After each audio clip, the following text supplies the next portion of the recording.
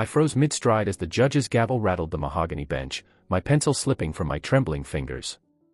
All morning, I'd been bleary-eyed from case prep, poring over deposition transcripts until nearly dawn, yet nothing prepared me for this. My phone, resting on the polished oak of the counsel table, buzzed with a text notification. I meant to send, "Can't wait to see you tonight, honey," but my tired thumbs had somehow let autocorrect finish the name as Marcus Hayes. Before I could pull the screen down, the giant monitor behind me blinked to life, projecting my message in garish black font for everyone in the packed courtroom to see. "Ms. Langley," the prosecutor's voice cut through the stunned silence like a scalpel. "Would you care to explain why you're texting Mr. Marcus Hayes during these proceedings?" Murmurs rippled through the audience. Judges, jurors, and opposing counsel alike turned their heads toward the gallery seats, where Marcus sat just 3 rows back, jaw clenched, eyes wide with shock. My heart seized. The air felt thick, every breath a lead weight. I tried to stand, to retrieve my phone and retract the text, but my knees buckled. The judge's glare was ice. "Counselor," he intoned, voice cold, "it appears you've been conducting more than legal business with Mr. Hayes." My vision blurred, words and faces melting into an abstract swirl. I recognized those faces, the rival attorney smirking, the court clerk staring aghast, even my own paralegal shifting uncomfortably in her seat. All of them knew exactly what Marcus Hayes meant: stolen lunches in Centennial Olympic Park, late-night conferences in the locked office, the reckless affair I'd been hiding beneath polite smiles and closed-door meetings. A bead of sweat snaked down my spine. My palms burned as I gripped the edge of the table to steady myself. I thought of David, my husband, who had been my rock when I first joined this Buckhead firm. He'd stayed late nights at our apartment, cheerful enough to fetch me coffee or let me vent after long hearings. Lately, he'd been distant, dismissing my career triumphs as mere busy work. Meanwhile, Marcus, bright, ambitious, and so damn charming, had drawn me in with his earnest praise for my legal mind. I told myself it was innocent mentorship at first. Then it became lunch dates beneath the Olympic Park fountains, soft whispers over shared espresso. This text was the culmination of months of poor choices. The judge leaned forward, steepling his fingers. "Mr. Hayes, is this true?" All eyes swung to Marcus, who fumbled to his feet, face ashen. He glanced at his attorney, then back at me, and nodded, a small, solemn gesture that stabbed at my gut. The courtroom erupted into a cacophony, hushed gasps, shuddered whispers, the distant click of cameras. My phone, left buzzing on the table, showed a preview of my outgoing message: "I'll meet you at Marcus Hayes' office at noon." No further comment, Marcus mumbled, sinking back into his seat. The judge's gavel landed again, final. "We will recess until further notice. Ms. Langley, you may step down." I rose unsteadily, every eye scorching the back of my head. I tried to swallow, but my throat felt scorched. I could taste copper, blood or shame, I couldn't tell. Outside the courtroom, the late morning sun felt unforgiving.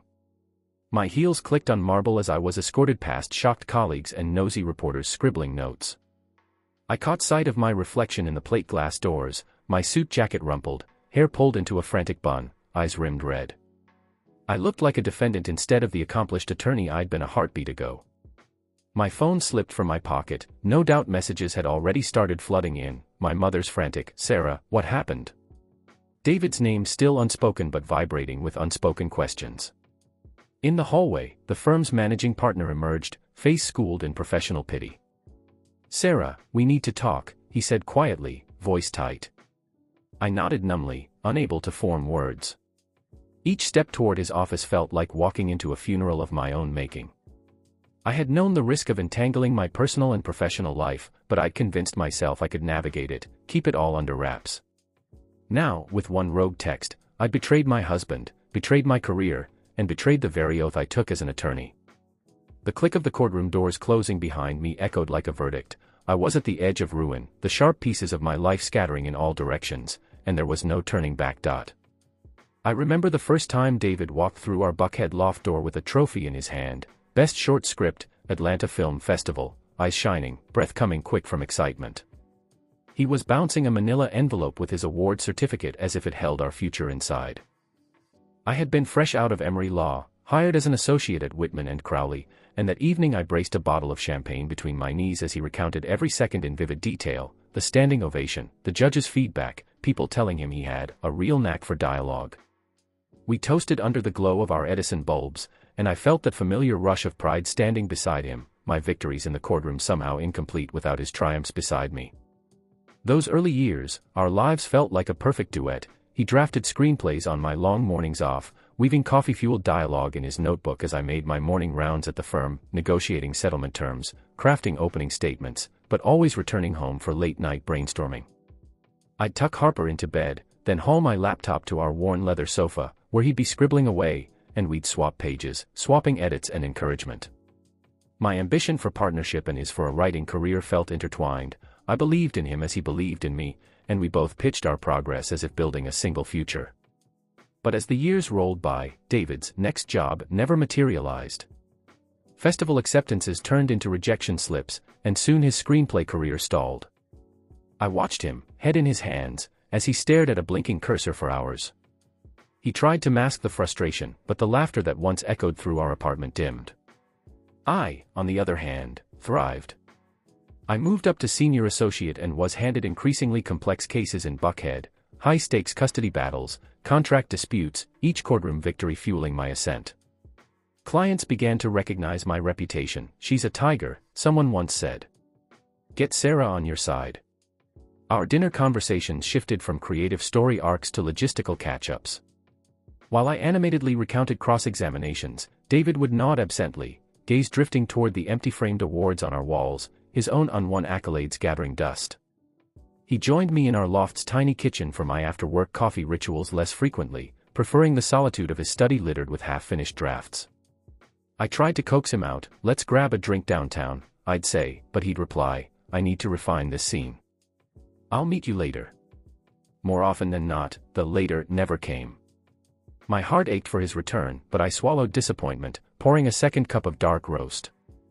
Then came Marcus Hayes. He joined Whitman and Crowley as a junior partner 2 years ago, fresh-faced, Harvard Law alumnus with a knack for corporate litigation. I was assigned to mentor him. He shadowed me on billing, took notes in black leather notebooks, peppered me with questions about trial strategy.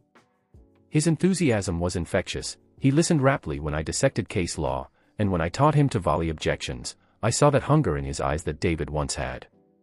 Marcus stayed late at the office on his own accord, often lingering until midnight, not just because he believed in his own potential but because he seemed to draw energy from my presence, just as I had once drawn energy from David's. Marcus began joining me for lunch in Centennial Olympic Park. I'd tell David I was picking up takeaway for myself and Harper. Instead, I met Marcus on a sun-dappled bench, and we'd talk shop over turkey wraps. His questions felt different from David's hollow. "How was the case?" He asked for real insight. "What made you win that last motion? How did the judge react when you delivered the closing argument?" Each earnest query fluttered something inside me, the satisfaction of being understood, of sharing legal victories with someone who saw only my strength, not my husband's languishing frustration. I found myself craving those lunches at Centennial Park's fountains, the echo of water, the scent of fresh grass, Marcus's steady gaze.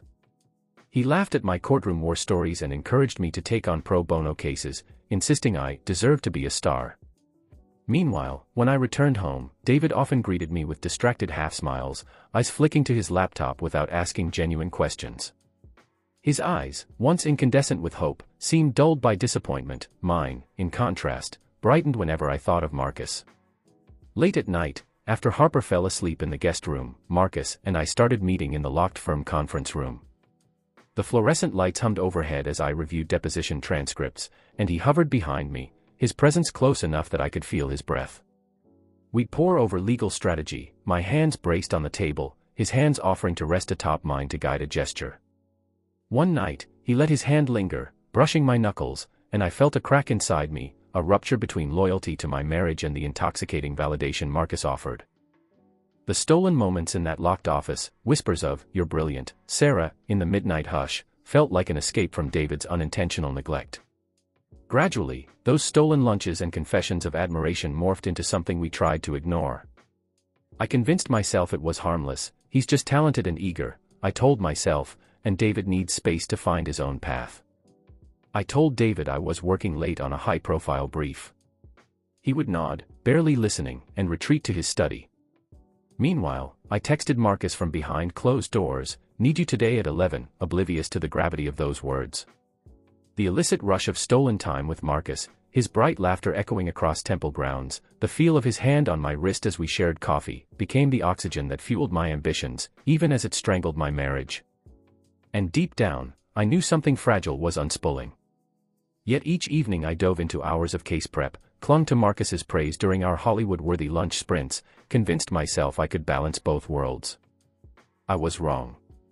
The fault lines in my marriage had widened, routed through every unasked question from David and every stolen glance with Marcus. By the time I stepped into that courtroom, weary from hours of briefing and intoxicated by memories of late-night conferences, I was already standing on the edge of a precipice. The gavel would find me before I realized how far I had fallen. Over the next several weeks, my relationship with Marcus deepened into a secret routine I couldn't escape. Each morning, I rose before dawn, slipped into my tailored charcoal skirt suit, and navigated Buckhead's still dark streets to Whitman and Crowley. David remained cocooned in our Echo Park loft, wrestling with his stalled screenplay drafts, while our daughter, Harper, stirred awake only after I had already driven away.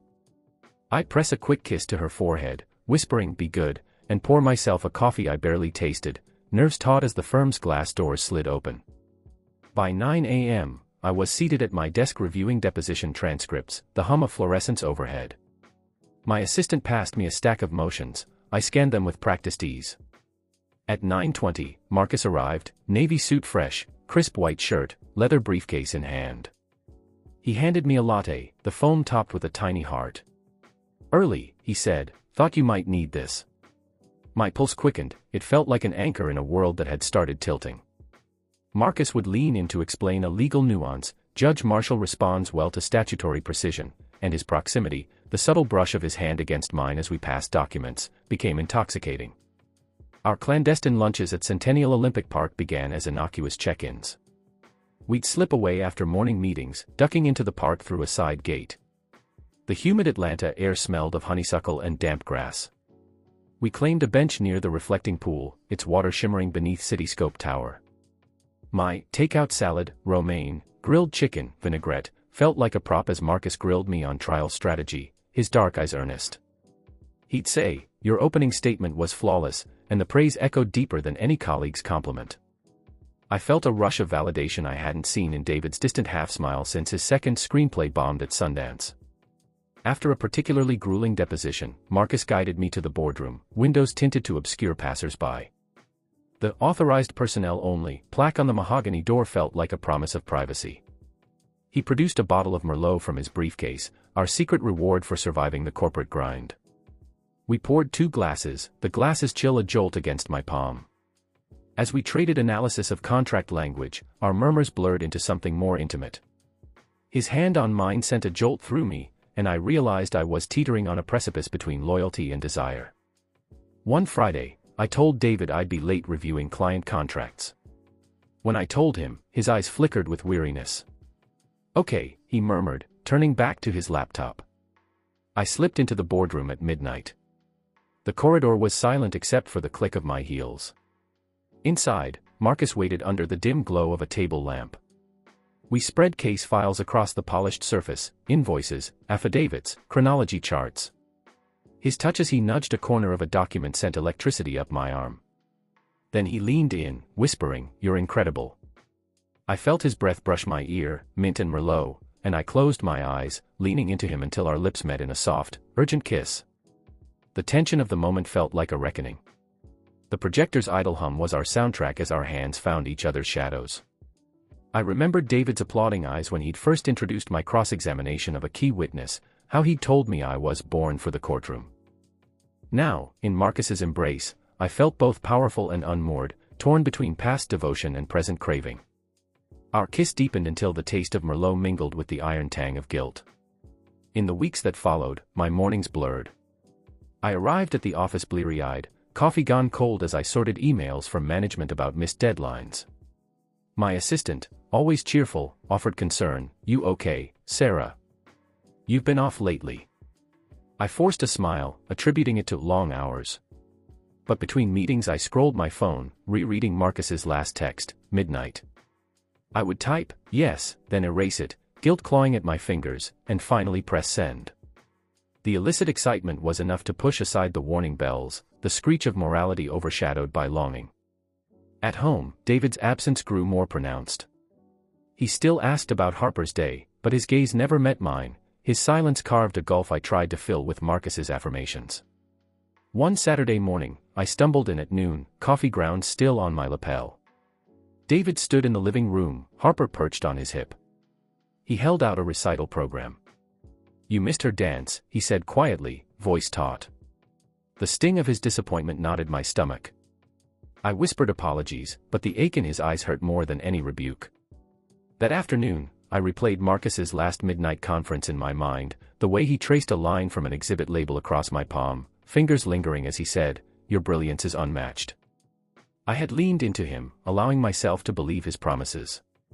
But now, as I watched David coax Harper through twirls in our cramped living room, I realized how far we drifted.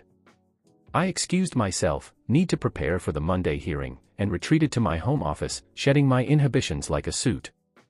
That night, I arrived at the boardroom, the doors click echoing like a neurosurgeon's final cut.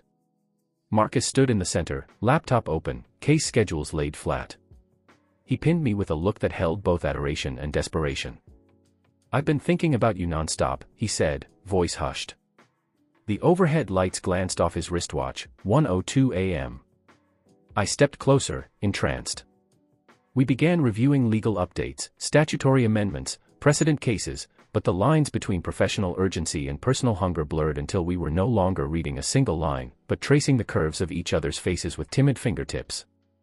I tried to push back, to remind myself of the stained glass memory of David cheering at Harper's recital. My chest convulsed. "Marcus," I whispered, but he silenced me with a finger over my lips. "Just follow me," he said, leading me to the far corner. He pressed me against the wall, smooth mahogany veneer cold on my back, and fell onto me, lips capturing mine. The world narrowed to the echo of my heartbeat and the taste of Merlot he'd slipped in his bag again. Every rational thought dissolved, I surrendered to the tumult of raw desire. But in the aftermath, as our breath stilled and clothes fell back into place, I felt the sting of what we'd done. A knot of panic twisted my guts when I remembered that my phone, left buzzing on the desk, might have snapped a photo of us on the security feed. I crept out, leaving Marcus as I always had, apologetic half-smile, lingering gaze. I placed my steaming coffee on David's bedside table at dawn, hoping its familiar aroma would mask my guilt. I watched him sleep, face peaceful in oblivion, and I felt a wave of shame. I'd built my career on ethics, yet here I was, dismantling my life with every stolen moment. At work that Monday, I stumbled through my opening statement, eyes flicking to the judge's bench, scanning faces for any sign of suspicion. My phone vibrated, a text from Marcus Hayes reading simply, "Tonight." My pulse fluttered, and I typed, 12 a.m., pressing send before my fingers realized the mistake. My blow came 2 hours later. The security guard tapped me on the shoulder and said in a solemn whisper, "You're needed in hearing room B." My blood ran cold. Inside hearing room B, the judge stared down as I slid into a chair. The prosecutor's lips curled into a triumphant smirk as he produced a printout of my text, Marcus Hayes, blinking in blue. Marcus was escorted in, our secret laid bare. Colleagues gasped, the judge's gavel pounded in final judgment, "Counselor Langley, your professional conduct is under immediate review. This recess will stand until further notice." Walking out of the courtroom, I felt the concrete beneath my stilettos shift from a foundation to quicksand. My phone buzzed with messages, my mother's frantic calls, the firm's general counsel requesting my immediate resignation, David's last text, "Pack your things." Each beep echoed the collapse of my carefully constructed life. And as I stood on those courthouse marble steps, the sun felt like a spotlight on my disgrace, my career shattered, marriage in ruins, stolen moments with Marcus now the weapon that severed my ties to everything I once cherished. That morning, I arrived at Whitman and Crowley to find a flurry of whispered conversations. The confidential folders I normally slid across desks were closed, and attorneys cast furtive glances as I passed.